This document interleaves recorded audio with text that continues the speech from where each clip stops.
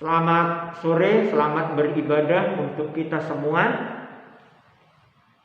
Jemaat Tuhan GPDI Philadelphia Karangkemiri. Dalam ibadah tengah minggu ini kita buka Alkitab kita bersama-sama di dalam kitab Mika pasal 5 ayat 1 sampai dengan ayat 3. Saya ulangi sekali lagi, Mika pasal 5 ayat 1 sampai dengan ayat 3. Begini bunyi firman Tuhan. Raja Mesias dan penyelamat Israel, tetapi engkau hai Betlehem Efrata, hai yang terkecil di antara kaum-kaum Yehuda, daripadamu akan bangkit bagiku seorang yang akan memerintah Israel, yang permulaannya sudah sejak purbakala, sejak dahulu kala. Sebab itu ia akan membiarkan mereka sampai waktu perempuan yang akan melahirkan telah melahirkan. Lalu selebihnya dari saudara-saudaranya akan kembali kepada orang Israel. Ayat 3, maka ia akan bertindak dan akan menggembalakan mereka dalam kekuatan Tuhan, dalam kemegahan nama Tuhan Allahnya. Mereka akan tinggal tetap, sebab sekarang ia menjadi besar sampai ke ujung bumi, dan ia menjadi damai sejahtera. Puji Tuhan, haleluya, haleluya. Di dalam ayat yang kita sudah baca, Mika pasal 5 ayat 1 sampai dengan ayat 3, ada satu tempat disebutkan, yaitu Betlehem Efrata. Betlehem Efrata adalah satu tempat yang tidak pernah ada kegiatan atau kejadian yang spektakuler di sana. Betlehem Efrata boleh saya kategorikan adalah sebuah desa yang tidak potensial.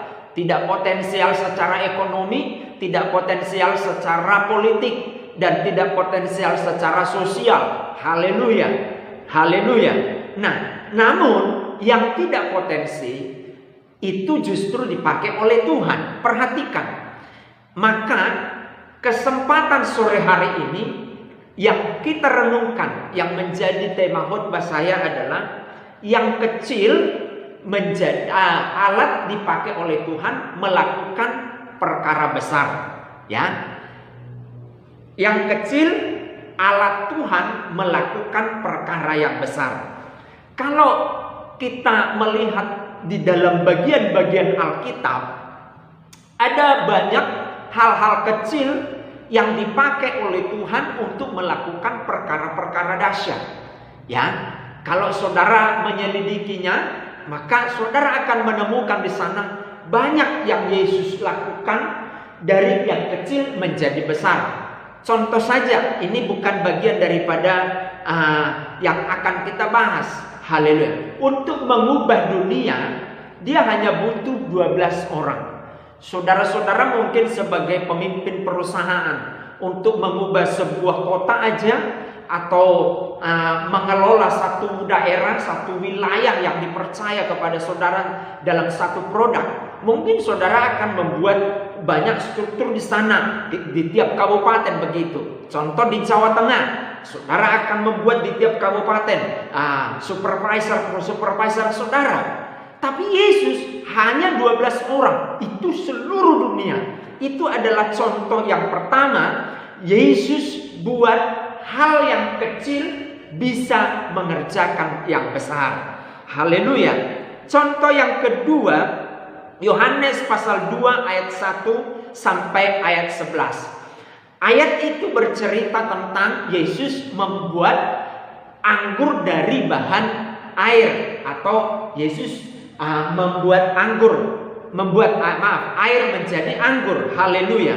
Nah, pada saat itu privilege dari sebuah keluarga, ya, itu adalah ketika dia melakukan pesta dan anggurnya dari kualitas yang baik, begitu. Jadi yang punya pesta, Yohanes pasal 2 ayat 1 sampai 11 itu, dia keluarkan anggur-anggur yang baik. Tapi ketika dia keluarkan anggur-anggur yang baik, rupanya di luar ekspektasi dari panitia, begitu ya. Haleluya.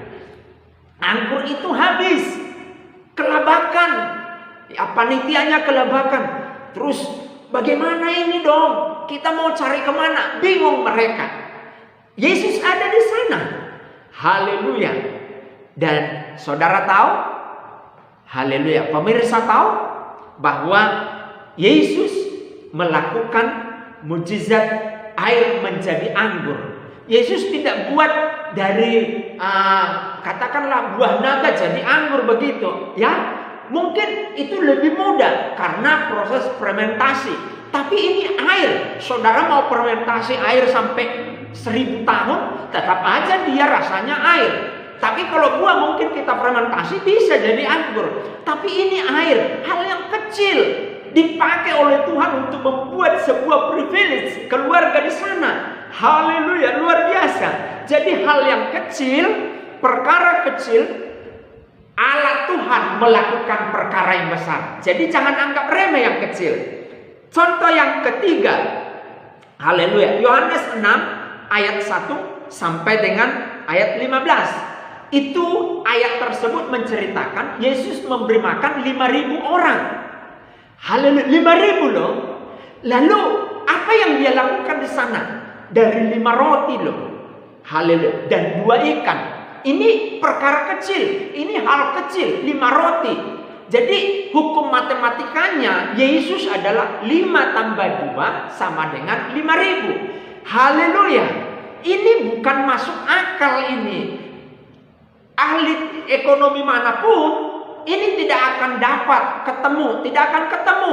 5 tambah 2 adalah 9. 7. Bukan 5.000, tapi Yesus dari hal yang kecil, perkara kecil, dia buat perkara besar. Apa itu? 5 roti dan 2 ikan bisa memenuhi kebutuhan orang sebanyak 5.000 orang. Laki-laki kok loh. Haleluya, luar biasa.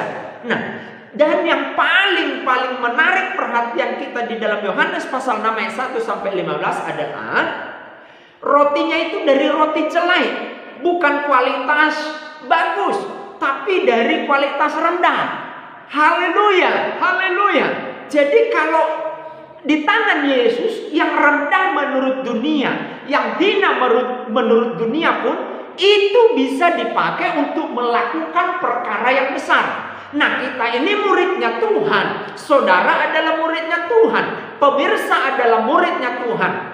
Maka saudara-saudara, jangan remehkan yang kecil. Saudara pun bisa melakukan dari perkara kecil, dari hal kecil menjadi hal besar. Haleluya. Apa yang Yesus lakukan? Kita contoh karena kita muridnya. Kita berguru kepada dia. Haleluya. Jadi saya mau katakan begini, jemaat Tuhan GPD Philadelphia Karangkemiri, apa yang kecil engkau anggap, itu bisa jadi dipakai Tuhan menjadi hal yang besar. Usahamu kecil bisa jadi dipakai Tuhan menjadi besar, melakukan perkara yang besar. Jika usahamu engkau serahkan kepada Tuhan. Pemirsa di rumah YouTube yang menonton YouTube channel ini, hal yang kecil yang engkau punya jangan remehkan, serahkan ke tangan Tuhan. Itu bisa Tuhan pakai melakukan perkara yang besar. Haleluya, haleluya. Jadi saya dorong jemaat Tuhan, semua kita untuk tidak meremehkan yang kecil. Karena kita sudah lihat tadi, yang pertama, Yesus mengubah dunia ini dari 12 orang kecil, jumlah kecil, untuk mengubah dunia. Yohanes pasal 2 ayat 1 sampai 11, Yesus melakukan mujizat air menjadi anggur. Haleluya. Dan Yohanes 6 ayat 1 sampai 15, Yesus melakukan perkara memberi makan 5.000 orang dari 5 roti dan 2 ikan. Puji Tuhan, firman Tuhan sungguh memberkati. Buka hatimu, camkan firman Tuhan, ya. Haleluya. Buka hatimu, camkan firman Tuhan. Jangan engkau anggap engkau kecil, usahamu kecil. Ya, secara jumlah mungkin kecil, tapi serahkan kepada Tuhan.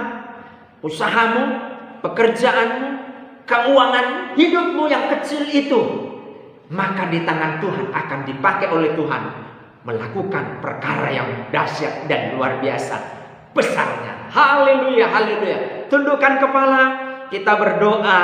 Tuhan Yesus, firman-Mu kami dengar sore hari ini dalam kebaktian tengah minggu Jemaat GPDI Philadelphia Karangkemiri. Sungguh kami bersyukur Engkau berikan kami semangat untuk hidup. Meskipun kami kecil, keuangan kami kecil, usaha kami kecil, tapi jika di tangan-Mu semua itu bisa menjadi besar dan melakukan perkara yang besar. Sebab kami belajar dari Tuhan. Tuhan Yesus adalah guru kami, maka kami bisa melakukan apa yang Engkau lakukan. Sebab Engkau sudah lebih dulu melakukannya. Bahkan Engkau berkata di dalam firman-Mu, apa yang Engkau lakukan, kami akan melakukan lebih daripada itu. Terima kasih Tuhan. Terima kasih. Engkau mengangkat kami menjadi murid-Mu. Dan Engkau mengharapkan kami menjadi lebih daripada apa yang seharusnya. Terima kasih Tuhan. Segala pujian, hormat dan syukur. Sebab itulah tujuan kami untuk menjadi besar. Ekonomi kami besar, usaha kami besar, untuk kemuliaan nama Tuhan. Di dalam nama Tuhan Yesus Kristus kami berdoa dan mengucap syukur. Haleluya, haleluya. Amin.